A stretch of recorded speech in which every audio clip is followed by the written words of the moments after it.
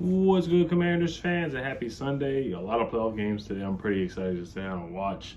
Definitely gonna be watching the Giants Vikings game. Crazy comeback from Trevor Lawrence over the Chargers last night. Justin Herbert has still not won a playoff game in his career. It's only been in like 3 years, but he still has not won a playoff game.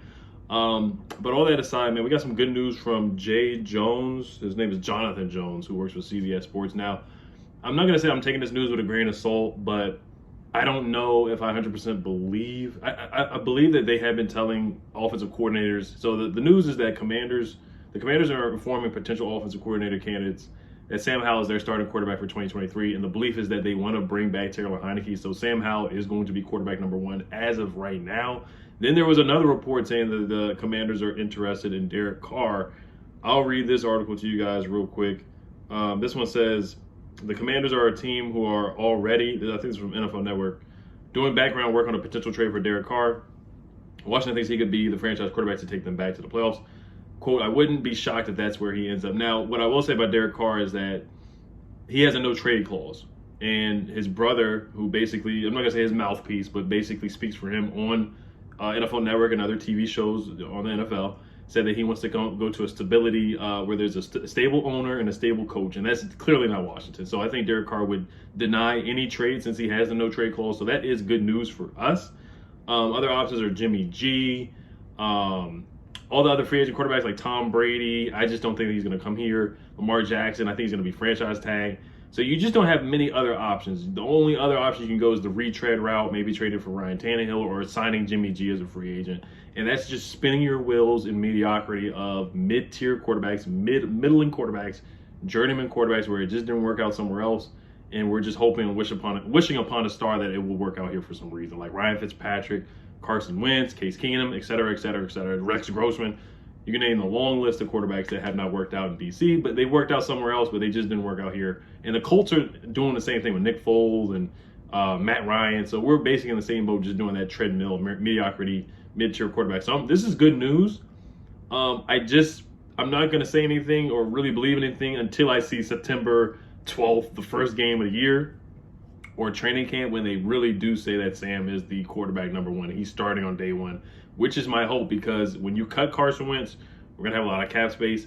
My mindset is just to build around Sam, see what he can do. If he doesn't work out, then you just draft another quarterback. It's a good class. Caleb Williams. I think the other guy's name is May or something like that from UNC. It's a really good quarterback class. Do I think we're going to be that bad to get Caleb Williams? I don't think so. Who knows? Maybe if we get the 8th pick of the draft or 7th pick of the draft, we can trade up, and it's easier than trading up from pick 16 or pick 19 that we had when we made the playoffs to get a guy that good. So, but it's good news. I would roll with Sam as quarterback. When I've said that numerous times, I like what I saw in the Cowboys game, and I'm not basing it off of one game. I like his mobility. I like how he's a dual threat quarterback. I love the arm strength. You see the zip on the pass to Terry McLaurin. Next Gen Stats said it was like the best pass by a Commanders quarterback since like Kirk Cousins. The passes to Jahan Dotson where he was leading guys. You see yak opportunities with Sam Howell. He's leading receivers. You can run read option with him. He's a dual threat quarterback. He can run. He's mobile. He's strong. He breaks tackles. I think he's a cool, calm, collected young man. Yes, it's only been one game. And in the preseason, he played well too. I know it was third string guys, second string guys, but I think you have potential there with him. And if he does work out, then that would be huge for the Commanders. And it possibly could save Ron's job if Sam does work out, and you can really build a team. You can pay for offensive linemen instead of penny pinching like we did with Carson Wentz being $28 million on the books. You know, trading for these quarterbacks and paying them big money. It's just not working out. You look at the Broncos with Russell Wilson, like I said, Matt Ryan. Trading for a quarterback didn't work out last year. And I think Ron's finally learning his lesson that you just have to take the slow approach and develop a quarterback. And I know offensive coordinators are looking at this job. Even before this news, it's not an attractive job just because, you know, Ron could possibly be on his last year, a new owner. You know, Ron has won 7 to 8 games. So he's basically, this is just a 1 year, you know, prove it deal for Ron right now. It's a 1 year thing with the new owner, or even with Dan. I think if they don't make the playoffs, he'll be fired, which I think he should. I think he should have been fired this year, honestly. But it's not an attractive job for offensive coordinators. So you can kind of see why Jim Caldwell turned the job down. He doesn't want to coach a young, unproven quarterback and in a situation where you just don't know who the owner is going to be. So I can clearly see why. I'm going to get to the offensive coordinator news next year. All right, another thing I was going to say, Washington beat reporters, they also reported that they have heard that as well. Nick Javala has said the same thing, or I'm sorry, Matt Paris said Commanders are telling offensive coordinators, candidates, that Sam Howell will likely start off as quarterback one. Quarterback one source is confirmed, but that doesn't preclude Washington from evaluating options and making Howell earn the job. John Jones had it first. Ben Standing said it as well. John Keim said it as well. Here's what I know about Sam Howell, quarterback number one. Enters the offseason this way, as John Jones reported. Washington has told some OC candidates, but he still has to secure the job. Other options will be discussed as well.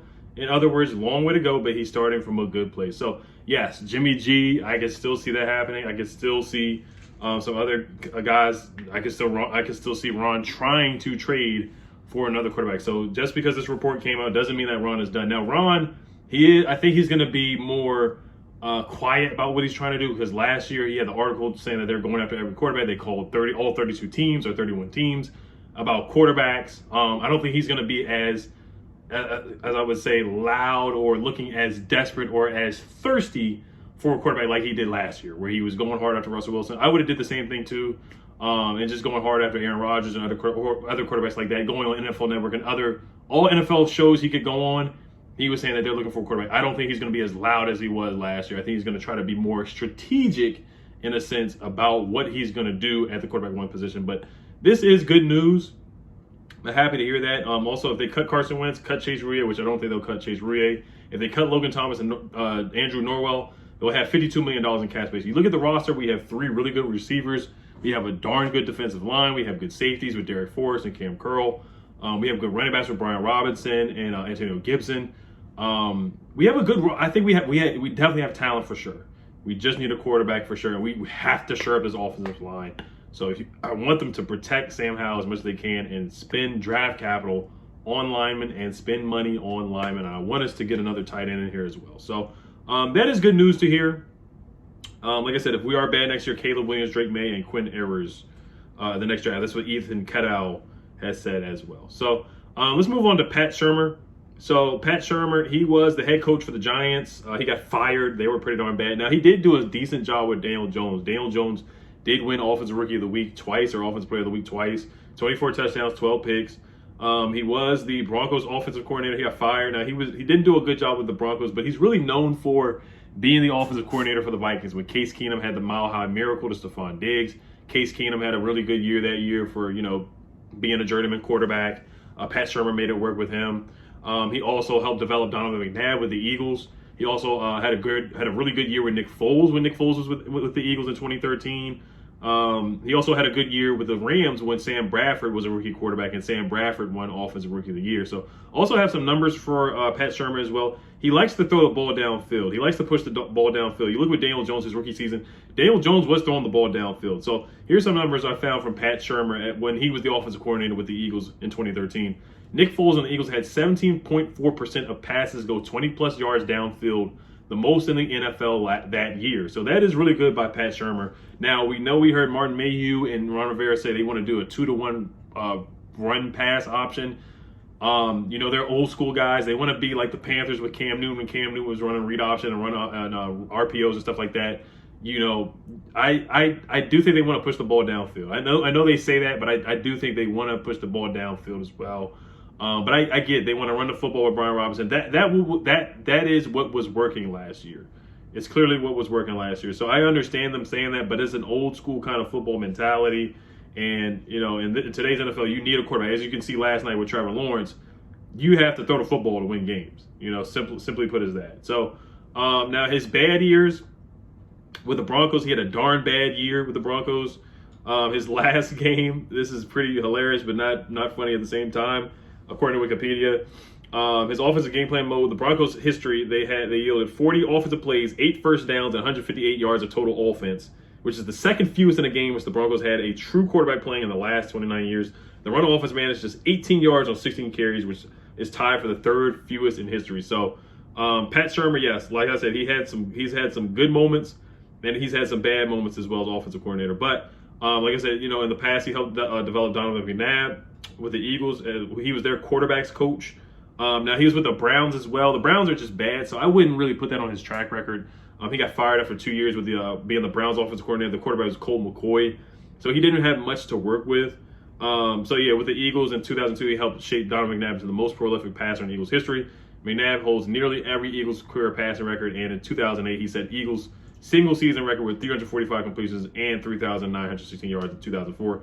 Shurmur and McNabb helped guide the Eagles to their first Super Bowl appearance since the 1980 season. So he was with the Eagles again. Like I said, the Nick Foles had a great year under the direction of Pat Shurmur, throwing for 27 touchdowns and only 2 interceptions while posting the 3rd best quarterback rating and 3rd lowest interception rate in NFL history. Nick Foles also became the 7th player in league history to throw for 7 touchdowns in a game during a matchup against the Oakland Raiders. So I do remember that game as well, where Nick Foles just had a crazy game. And he was a tight ends coach before. He helped develop Evan Ingram, had a really good game last night as well. Some of my notes on Pat Shurmur. Yeah, that was just my son in the background. So in 2017, Pat Shurmur called 60 passes that went 20+ yards downfield. Also, like I said, with Nick Foles, he had a good year with Nick Foles. Also in 2019, between Daniel Jones and Eli Manning, 74 shots downfield at 20+ yards. That would be the 7th most in the NFL. So he likes to throw the ball downfield. He likes to stretch the field, and that's something that Sam Howell can do. So he helped Case Keenum out. He helped Sam Bradford develop. He helped Donovan McNabb develop. Like I said, Case Keenum had a good year under him as well. So he has a good track record. So if he was hired, I wouldn't be jumping for joy. But you got to understand, not a lot of people. This is not an attractive job right now. You just got to be realistic. It's a coach who's kind of in a lame duck situation. You got a new owner coming in. You got a young, unproven quarterback. So it's not the most attractive job in the year. It's not the most attractive offensive coordinator job out there for sure. And Pat Shurmur likes to use a lot of outside zone runs, inside zone runs, and bootleg crossers as well. So, all right, you guys, before I wrap up, my picks for prize picks, you guys already know I have Daniel Jones getting over on the passing yards and Justin Jefferson over on the receiving yards. I have the Vikings winning today as well, so definitely use the link down below in the description. And we can talk about the picks tomorrow on Monday or Tuesday when I make my video. So we can go over the picks on Monday or Tuesday when I have my Elite channel member stream at 8 o'clock. All right, you guys, Health Commanders. Peace.